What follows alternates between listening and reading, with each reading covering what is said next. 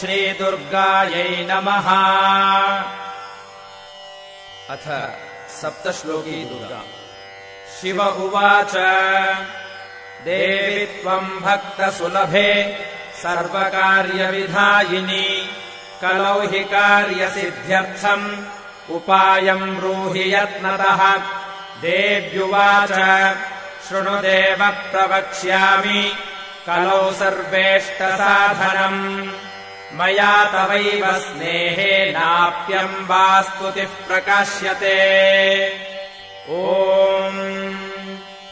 अस्य श्रीदुर्गा सप्तश्लोकी स्तोत्रमन्त्रस्य नारायण ऋषिः अनुष्टुप्छन्दः श्रीमहाकाली महालक्ष्मी महासरस्वत्यो देवताः श्रीदुर्गा प्रीत्यर्थम् सप्तश्लोकी दुर्गापाठे विनियोगः।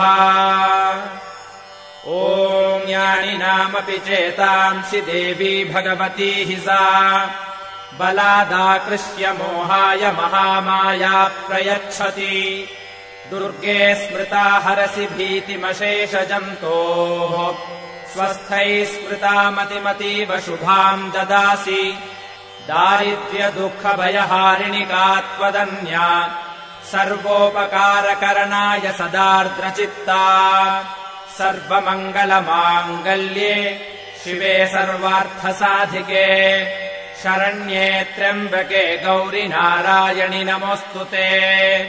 शरणागतदीनार्तपरित्राणपरायणे सर्वस्यार्तिहरे देवि नारायणि नमोऽस्तुते।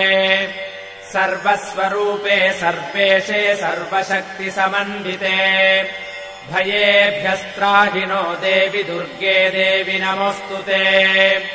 रोगानशेषानपहंसि तुष्टारुष्टातु कामान् सकलानभीष्टान् त्वामाश्रितानाम् न विपन्नराणाम् त्वामाश्रिताख्याश्रयताम् प्रयान्ति। सर्वाबाधा प्रशमनम् त्रैलोक्यस्याखिलेश्वरि एवमेव त्वया कार्यमस्मद्वैरिविनाशनम्।